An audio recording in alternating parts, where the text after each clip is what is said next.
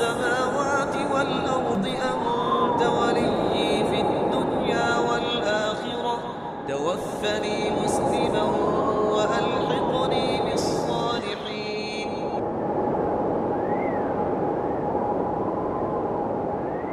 نحمده ونصلي على رسوله الكريم أما بعد فأعوذ بالله من الشيطان الرجيم بسم الله الرحمن الرحيم رب اشرح لي صدري ويسر لي أمري واحلل عقدة من لساني يفقهوا قولي.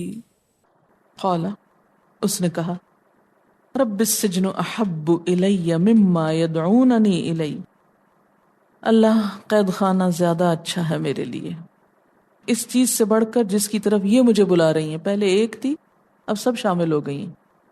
کتنا بڑا فتنہ. آپ صلی اللہ علیہ وسلم نے فرمایا کہ میں نے اپنے پیچھے مردوں کے لیے عورت سے بڑھ کر کوئی فتنہ نہیں چھوڑا، کہ ان میں سے ایک کم عقل عورت بھی بڑے سے بڑے عقل مند مرد کو بہکا لیتی. تو کہنے لگے یا اللہ میں اب اس سارے شر کا مقابلہ نہیں کر سکتا، بہتر ہے مجھے تو قید خانے بھیج دے. وَإِلَّا تَصْرِفْ عَنِّي كَيْدَهُنَّ، اور اگر تو نے مجھ سے ان عورتوں کی چالیں نہ پھیری، اَصْبُ إِلَيْهِنَّ، میں انسان ہوں، میں ان کی طرف مائل ہو جاؤں گا، تو مجھے بچا لے. اب دیکھیں کہ ایک انسان اپنے لیے قید خانہ پسند کر رہا ہے. کیوں؟ کیا کسی کو بھی قید خانے جانا پسند ہوتا؟ ہرگز نہیں. اس کے تو نام سے سب کامتے ہیں کہ ہائے جیل جائیں گے. کیوں؟ اس لیے کہ جیل ہونے کے علاوہ ایک بے عزتی کی جگہ بھی تو ہے نا. اب اس سے آپ دیکھیں کہ ایک شخص اپنی عزت قربان کر سکتا لیکن رب کو ناراض نہیں کر سکتا. دیکھیں کہ کتنا زبردست کردار ہے. یہ ہے حقیقی کیریکٹر. ہم سب اپنے آپ کو اس پر پرکھیں. کتنا فرق ہے. ہمارے ہاں گھر گھر کا فتنہ ہے. اتنی وبا عام ہے یہ ایکسٹرا میریٹل ریلیشنز کی، بغیر شادی کے مردوں اور عورتوں کے تعلق کی، ایک ایسی فرینڈشپ کی کہ جس کی اسلام میں کوئی گنجائش نہیں. یا شادی کر لو یا ختم کر دو، بیچ میں نہ لٹکو اور نہ لٹکاؤ. اور یہاں آپ دیکھیں بار بار اتنا شدید حملہ ہے. اب تو کہتے ہیں اللہ تعالیٰ جیل چلا جاؤں، اس طرف مائل نہ ہوں. اسبو کا لفظ جو ہے نا، سواد بے واو اس کا روٹ ہے، میلان نفس کے لیے استعمال ہوتا ہے، دل کا جھکاؤ. باد صبا بھی اسی سے ہے، صبا سواد کے ساتھ، کیونکہ دل اس کی طرف مائل ہوتا ہے. وَأَكُمْ مِنَ الْجَاهِلِينَ، اور میں جاہلوں میں شمار ہوں گا. ہمارے ہاں ان سارے کاموں کو کس چیز سے تعبیر کیا جاتا ہے؟ ماڈرن ہونے سے، پڑھے لکھے ہونے سے. اور جو یہ کام نہ کرے وہ ان کے نزدیک کون ہے؟ جاہل ہے. ایسے کام نہ کرنا جہالت ہے، اور ایسا کام کرنا پڑھا لکھا ہونے کی علامت ہے، اور زیادہ بریلینٹ مائنڈڈ ہونے کی. یہ اسلامی کردار نہیں، یہ اسلامی اخلاق نہیں، یہ جہالت ہے، یہ دور جاہلیت کی باتیں ہیں. اسلام روشنی ہے. کہنے کو ہم مسلمان ہیں اور کام دور جاہلیت والے. وَأَكُمْ مِنَ الْجَاهِلِينَ بہت میننگ فل لفظ ہے کہ اگر میں وہی کروں جو سب کر رہے ہیں تو پھر مجھ میں اور ان میں فرق کیا رہ گیا؟ اکم من الجاہلین.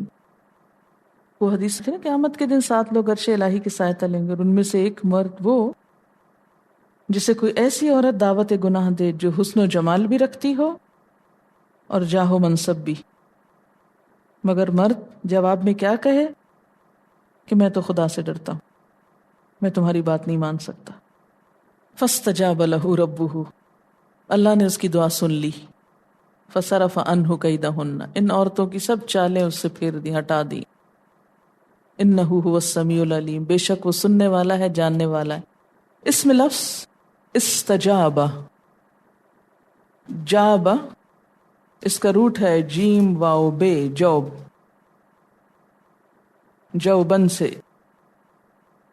استجابہ کا مطلب ہوتا ہے دعا کی قبولیت، حاجت کا پورا کر دینا.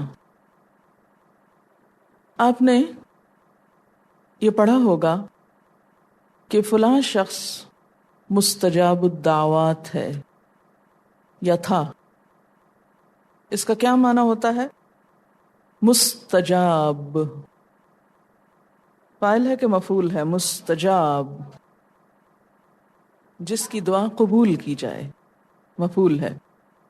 مستجاب الدعوات، یہ لفظ آپ بہت پڑھیں گے مختلف اسلامی کتابوں میں، اس لیے میں تھوڑا سا اس موضوع پہ بات کرنا چاہتی ہوں.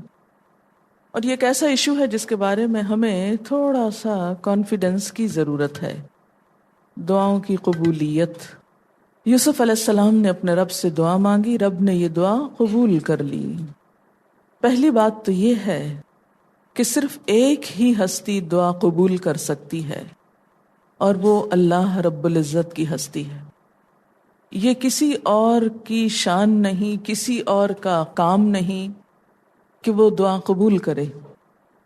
اگر ہم یہ سمجھیں کہ کوئی اور بھی دعائیں قبول کرتا ہے تو یہ کیا ہو جائے گا؟ اتنا تو آپ سمجھ گئے ہیں نا بات کو، کہ صرف ایک ہی ہستی دعا قبول کر سکتی، اس کے علاوہ ہمیں کوئی نظر نہیں آتی کہیں آس پاس کے جو دعا قبول کر سکتی. اگر کسی کو کوئی ایسی معلومات ہو تو وہ مجھ کو بتا دے، یا کہیں سے باہر سے پوچھ آئیے لوگوں سے، بے شک کل کوئی پتہ چل جائے تو مجھے بھی بتا دیجیے. بہرحال میرے علم کے مطابق تو ایک ہی ہستی. میرا سوال یہ ہے کہ اگر قبول کرنے والی ہستی ایک ہے تو پھر مانگنا کتنی ہستیوں سے چاہیے؟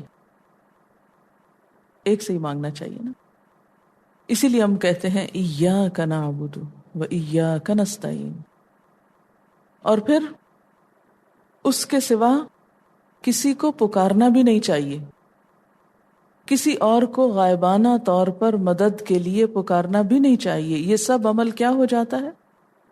شرک ہو جاتا ہے، کیونکہ دعا عبادت ہے. الدعاء العبادہ. ایک اور جگہ پر آتا ہے مخ العبادہ، عبادت کی کریم، نچوڑ، مغز، خلاصہ، اصل. یعنی عبادات کا سب سے بہتر حصہ دعا ہے. جب آپ دعا مانگ رہے ہوتے ہیں تو آپ عبادت کی حالت میں ہوتے ہیں. ٹھیک؟ عبادت کس کی ہونی چاہیے؟ اگر آپ دعا مانگتے ہوئے عبادت کی حالت میں ہیں تو عبادت کے لائق کون ہے؟ صرف اللہ. کیا خلاصہ ہے تمام انبیاء کی دعوت کا؟ اللہ تعبدوا الا ایاہ. یہ خلاصہ ہے کہ عبادت صرف اس کی ہونی چاہیے. سب قوموں کا قصور کیا تھا؟ کہ وہ اللہ کے ساتھ دوسروں کو بھی شریک کر لیتے تھے، جس کی وجہ سے ان پہ وبال آتا. تو ہمیں بھی کیا سکھایا گیا ہے؟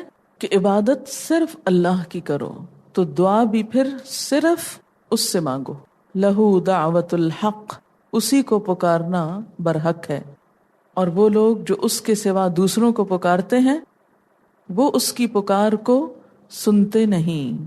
جیسے پیچھے آپ تفصیل کے ساتھ سورۃ یونس کے آخر میں پڑھ چکے ہیں، والذین تدعون من دونہ لا يستطيعون نصركم ولا انفسهم ينصرون ولا تدع من دون الله ما لا ينفعك ولا يضرك. سورۃ یونس کی آیت نمبر 106 ہے. اور اللہ کو چھوڑ کر کسی ایسی ہستی کو نہ پکار جو تجھے نہ فائدہ دے سکتی ہے نہ نقصان دے سکتی ہے. فَإِن فَعَلْتَ، پھر اگر تم نے ایسا کیا، فَإِنَّكَ إِذًا مِّنَ الظَّالِمِينَ، تو تم ظالموں میں شمار ہوگے. اور مزید وضاحت کر دی، وَإِن يَمْسَسْكَ اللَّهُ بِضُرٍّ فَلَا كَاشِفَ لَهُ إِلَّا هُوَ، اگر اللہ تجھے کسی مصیبت میں ڈالے تو خود اس کے سوا کوئی نہیں جو اس مصیبت کو ٹال سکے. لا الہ الا ہو. اور پھر اس آیت میں کیا ہے؟ وَإِن يُرِدْكَ بِخَيْرٍ فَلَا رَادَّ لِفَضْلِهِ، اگر وہ تیرے حق میں کسی بھلائی کا ارادہ کرے تو اس کے فضل کو کوئی پھیرنے والا نہیں.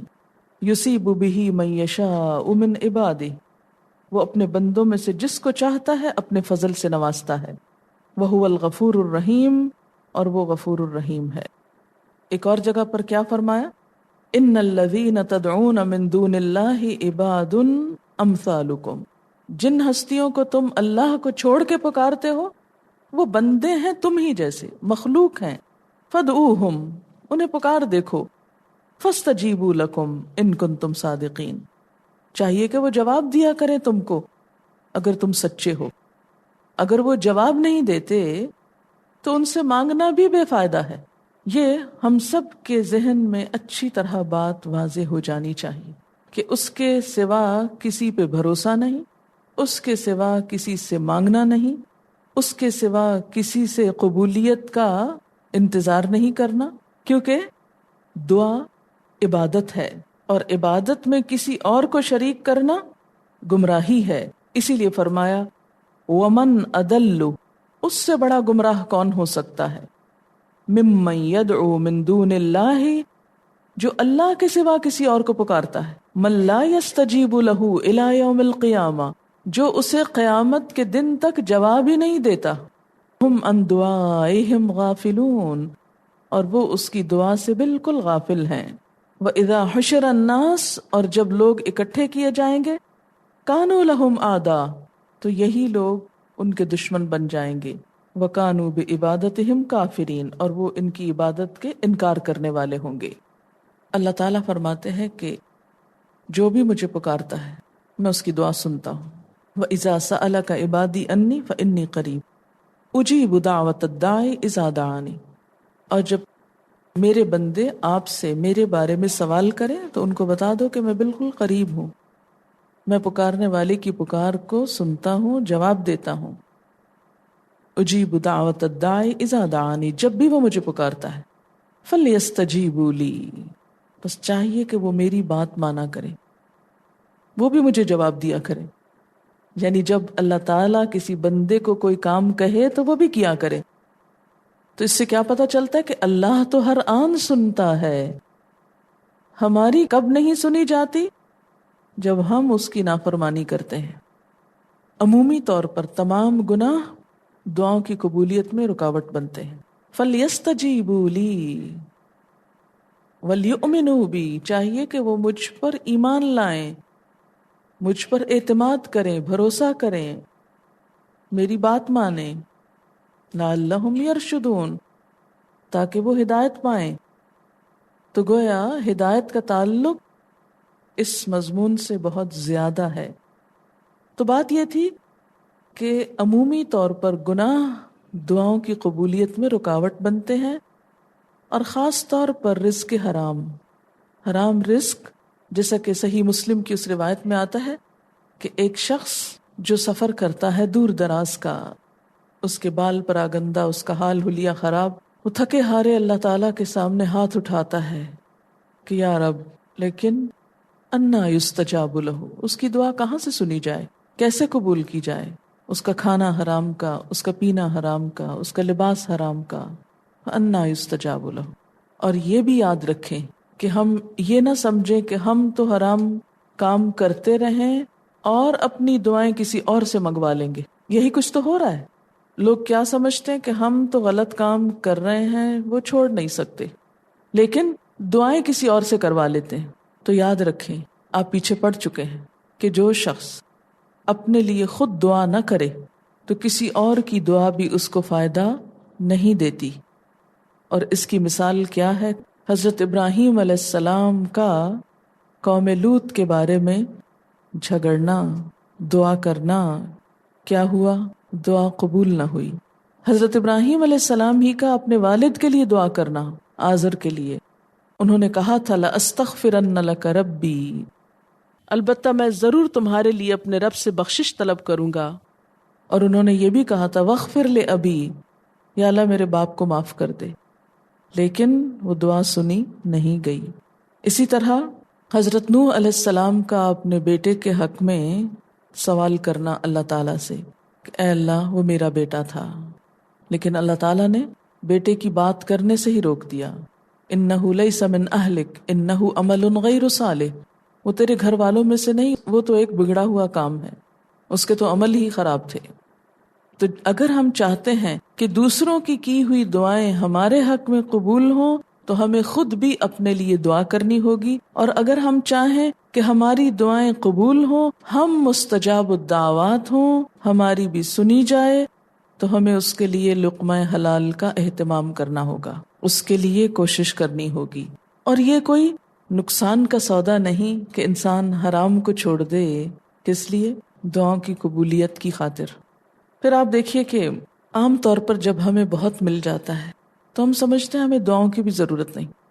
ہمارے پاس کھانے کو ہے، رہنے کو ہے، زندگی کی ہر ضرورت ہم پوری کر سکتے ہیں، ہمیں کیا کرنی ہے دعائیں.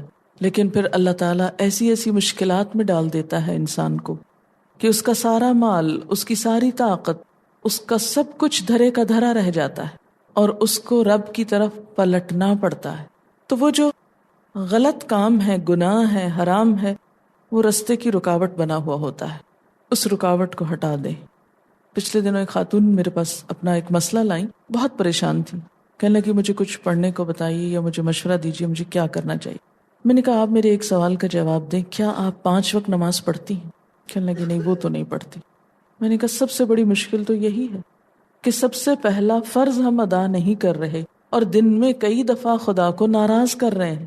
اس کی رحمت ہماری طرف کیسے آئے؟ وہ ہماری مشکلات کیوں آسان کرے؟ کیونکہ 5 دفعہ وہ بلاتا ہے نا، حی علی الصلاح، حی علی الفلاح، آؤ نماز کی طرف، آؤ بھلائی کی طرف، آؤ کامیابی کی طرف. تو نماز پڑھنا محض نماز نہیں، کامیابی ہے. کامیابی کا حاصل کرنا ہے، اللہ کی رحمت کے مستحق ہونا ہے. میں نے کہا کوئی وظیفہ ضروری نہیں، آپ جائیں نماز کی پابندی کریں اور ہر نماز میں فرض کے بعد دعا مانگے، فرض کے بعد مانگی دعا قبول ہوتی. آپ دیکھیں خود ہی فرق پڑ جائے گا.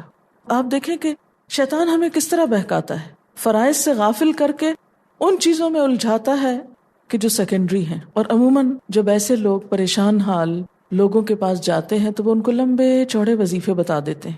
یہ ایک اور مشکل ہے ہمارے ہاں. یہ بات اس لیے بھی میں آپ سے کر رہی ہوں کہ جو شخص بھی دین کی طرف آتا ہے پھر دوسرے دکھی لوگ اس کی طرف رجوع کرتے ہیں کہ آپ ان کا کوئی مسئلہ سنیں یا اس کا کوئی حل بتائیں. تو کوئی بھی اور چیز بتانے سے پہلے لوگوں کو فرائض کی پابندی تو کروائیں، جھوٹ اور غیبت تو چھڑوائیں، بد زبانی اور بد اخلاقی تو چھڑائیں.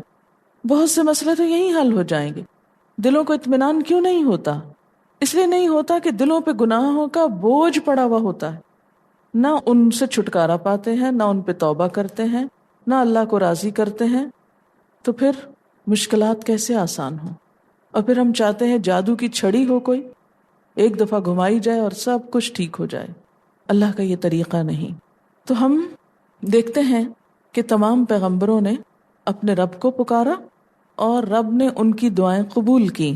اس کے لیے میں حضرت آدم علیہ السلام سے ابتدا کروں گی کہ جب ان سے قصور ہو گیا فوراً وہ پکار اٹھے، قالا ربنا ظلمنا انفسنا وَإِن لَّمْ تَغْفِرْ لَنَا وَتَرْحَمْنَا لَنَكُونَنَّ مِنَ الْخَاسِرِينَ. اس میں براہ راست وہ استغفار مانگ بھی نہیں رہے کہ اللہ بخش دے، صرف اعتراف ہے، اعتراف. ربنا ظلمنا انفسنا، اللہ ہم نے اپنی جان پہ ظلم کیا، ہم قصوروار ہیں. تو اگر آپ چاہتے ہیں کہ دعا سنی جائے، آپ اللہ کی رحمت کے مستحق ہوں، تو اس کے لیے کیا کرنا ہوگا؟ اعتراف گناہ، ربنا ظلمنا انفسنا. اور پھر وَإِن لَّمْ تَغْفِرْ لَنَا وَتَرْحَمْنَا لَنَكُونَنَّ مِنَ الْخَاسِرِينَ. کہ اللہ تعالیٰ واقعی پھر معاف کر دے کہ اگر تو نے بخشا نہیں ہم کو، تو نے رحم نہ کیا ہم پر، اس کا مطلب کیا ہے کہ تیری رحمت نہ آئی ہماری طرف تو ہم نقصان پا جائیں گے. ایک اور بات یہاں سے یہ پتہ چلتی ہے کہ معافی نہ ہونے کی شکل میں نہ صرف یہ کہ دنیا کی مشکل آسان نہیں ہوتی، بلکہ آخرت کے لیے بھی تو ہم اپنی مصیبت اپنے لیے کھڑی کیے ہوئے ہیں. اس کے بعد آپ دیکھیے حضرت نوح علیہ السلام، انہوں نے بھی ایک دعا کی تھی، رب لا تذر علی الارض من الکافرین دیارا. اللہ زمین پر کافروں کا کوئی گھر نہ چھوڑ. اور دعا اسی شکل میں قبول ہوئی جیسے انہوں نے مانگی تھی کہ واقعی ایک گھر نہ بچا، ایک ظالم انسان نہ بچا، پورے کے پورے مٹا دیے گئے اپنے سارے مال و متاع کے ساتھ. پھر ہم دیکھتے ہیں حضرت ابراہیم علیہ السلام، انہوں نے دعا مانگی تھی کہ ربنا وابعث فیہم رسولا منہم، اے ہمارے رب ان میں انہی میں سے رسول بھیج. اور پھر رب اجعلنی مقیم الصلاۃ ومن ذریتی ربنا وتقبل دعا، اے میرے پروردگار مجھے نماز قائم کرنے والا بنا اور میری اولاد کو بھی. اور پھر رب اجعل ھذا بلدا آمنا، اے میرے رب بنا اس شہر کو امن والا، اور پھر فجعل افئدۃ من الناس تہوی الیہم، پس تو کچھ لوگوں کے دلوں کو ان کی طرف مائل کر دے۔ یہ ساری دعائیں ان کی قبول کر لی گئیں۔ وارزقہم من الثمرات، کہ اللہ انہیں پھلوں کا رزق دے۔ کوئی اپنی آئندہ آنے والی نسلوں کے لیے یہ دعا بھی مانگتا ہے جیسے ابراہیم علیہ السلام نے مانگی؟ اور ہم زیادہ سے زیادہ مانگتے ہیں تو اپنے بچوں کے لیے، کبھی ان کے آگے بچوں اور نسلوں کے لیے تو ہم نے فکر نہیں کی کہ وہ کیا کریں گے۔ ہمیں کبھی کیوں نہیں شوق ہے کہ یا اللہ وہ سب مسلمان ہی رہیں۔ اب دیکھیں کہ نوح علیہ السلام کے زمانے میں صرف اہل ایمان بچے تھے، پھر ان کی نسلوں میں بگاڑ آ گیا، قوم عاد پھر مٹائی گئی، پھر بگاڑ آ گیا ایمان والوں کی نسلوں میں، پھر سمود مٹائے گئے، پھر بگاڑ آ گیا، ایک کے بعد ایک، ایک کے بعد ایک۔ تو ہمیں بھی اس کا کبھی سوچنا چاہیے کہ کہیں ایسا نہ ہو کہ ہماری نسلوں میں کوئی کافر و فاجر آ جائے۔ تو اس کے لیے خاص طور پہ دعا مانگا کریں کہ اللہ ہماری نسلوں میں اسلام کو باقی رکھ۔ ابراہیم علیہ السلام نے ایسی ہی دعا مانگی تھی، اور اس کے لیے انہوں نے ایک رسول مانگا کہ جو ان کی اصلاح کرے، یعنی نہ صرف یہ کہ مسلمان رکھ، بلکہ ان میں ایسے لوگ اٹھاتا رہے کہ جو ان کو حق کے رستے پر قائم رکھیں۔ اور پھر صرف دین نہیں مانگا، آخرت نہیں مانگی، ان کی دنیا کی بھلائی بھی مانگی کہ امن والا شہر بنا اس جگہ کو جہاں میں اپنی اولاد کو بسا رہا ہوں، ان کو پھلوں کا رزق دے، یہ گھر جو میں نے یہاں بنایا اس کی طرف لوگوں کے دل متوجہ کر دے۔ یہ ان دعاؤں کا خلاصہ جو ابھی میں نے عربی میں پڑھی۔ اور میری اولاد کو نماز کا پابند بنا، رب اجعلنی مقیم الصلاۃ ومن ذریتی، اللہ مجھے بھی اور میری اولاد کو نماز پہ قائم رکھ، نماز قائم کرنے والا بنا۔ ابراہیم علیہ السلام کی یہ ساری دعائیں قبول ہو گئی تھی۔ پھر اسی طرح ایوب علیہ السلام کئی سال تک بیمار رہے، اللہ تعالیٰ نے ان کی دعا بھی قبول کی۔ کیا دعا مانگی تھی؟ رب انی مسنی الضر وانت ارحم الراحمین، اللہ مجھے تکلیف پہنچی ہے اور تو سب سے بڑھ کر رحم فرمانے والا ہے۔ ادھر انہوں نے دعا مانگی اور دوسری طرف فوراً ان کو صحت مل گئی، دعا قبول ہو گئی۔ یونس علیہ السلام نے کہاں پکارا تھا اپنے رب کو؟ مچھلی کے پیٹ میں، لا الہ الا انت سبحانک انی کنت من الظالمین، فاستجاب لہ ربہ، رب نے اس کی دعا قبول کر لی اور ان کو غم سے نجات دی۔ موسیٰ علیہ السلام فرعون سے بھاگے، مدین پہنچ کر انہوں نے ایک دعا کی، رب انی لما انزلت الی من خیر فقیر، کہ اللہ تو میری طرف جو بھی بھلائی اتارے میں اس کا محتاج ہوں۔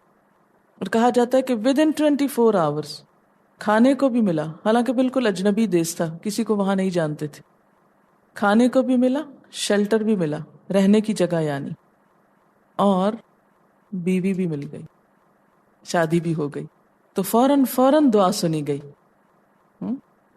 پھر اسی طرح زکریا علیہ السلام نے دعا کی، ہنالک دعا زکریا ربہ،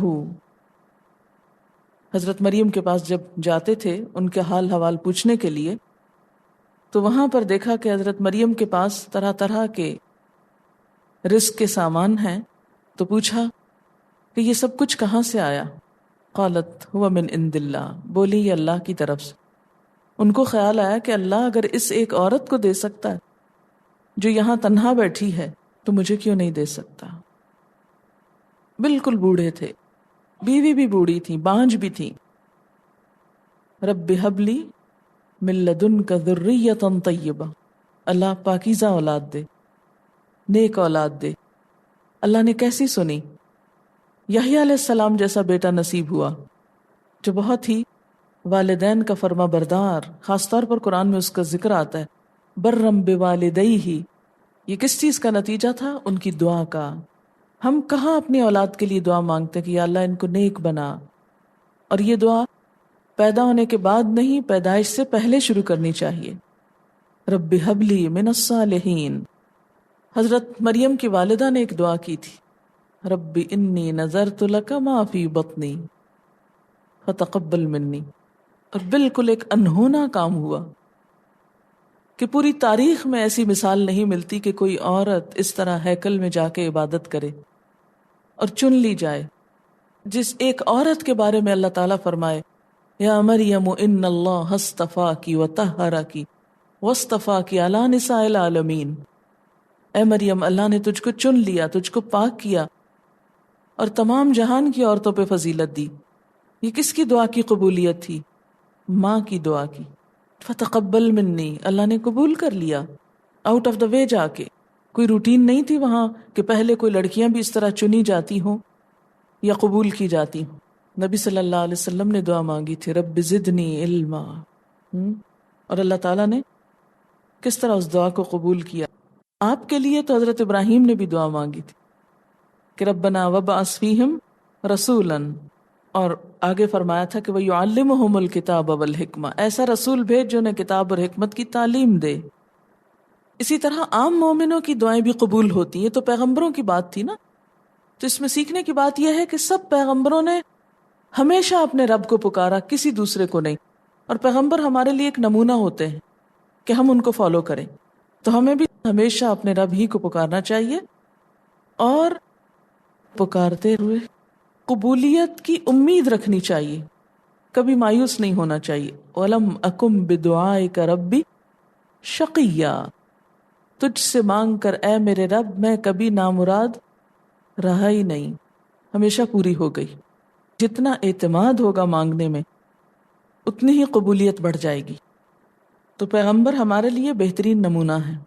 اس کے بعد یہ کہ یہ نہیں سوچنا چاہیے کہ وہ تو پیغمبر تھے، بہت نیک تھے، ان کی تو سنی گئی، ہماری تو نہیں سنی جائے گی۔ نہیں، آپ کو معلوم ہے کہ جب مسلمانوں نے ایک موقع پر دعا کی تھی، جنگ بدر کا موقع تھا، استستغیثون ربکم فاستجاب لکم، جب تم اپنے رب سے فریاد کر رہے تھے تو رب نے تمہاری دعا قبول کر لی اور فرشتوں کے ذریعے تمہاری مدد کی۔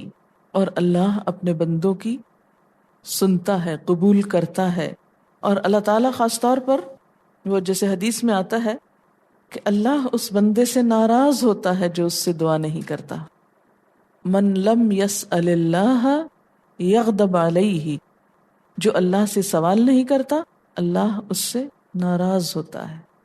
تو ہمیں اسی کو پکارنا چاہیے اور پکارتے رہنا چاہیے، یا تو فوراً قبول ہو جائے گی جو مانگی گئی چیز وہ مل جائے گی، یا پھر کوئی آنے والی بلا ٹال دی جائے گی، کیونکہ حدیث میں آتا ہے نا کہ ادھر سے نیچے سے دعا اٹھتی ہے اور آسمان سے بلا اترتی، اور بیچ میں جا کے دونوں ایک دوسرے سے جھگڑنے لگتی، جس میں زیادہ طاقت ہوتی وہ وارد ہو جاتی۔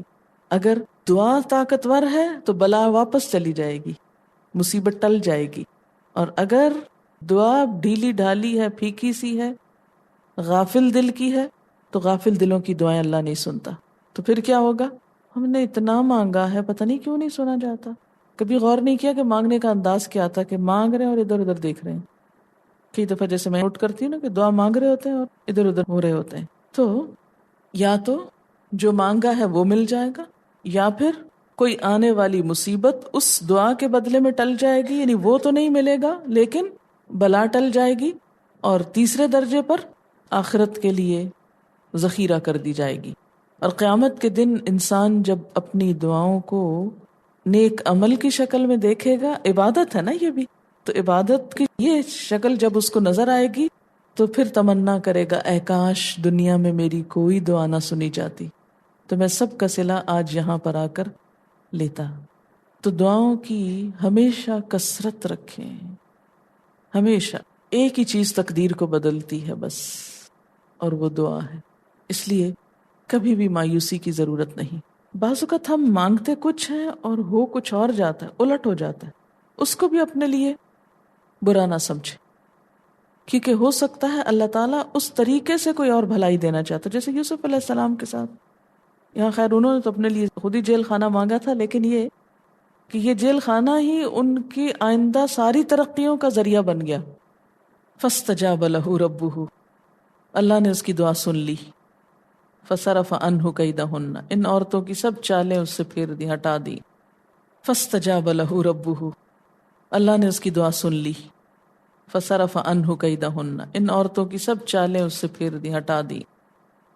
انہ هو السمیع العلیم، بے شک وہ سننے والا ہے، جاننے والا ہے۔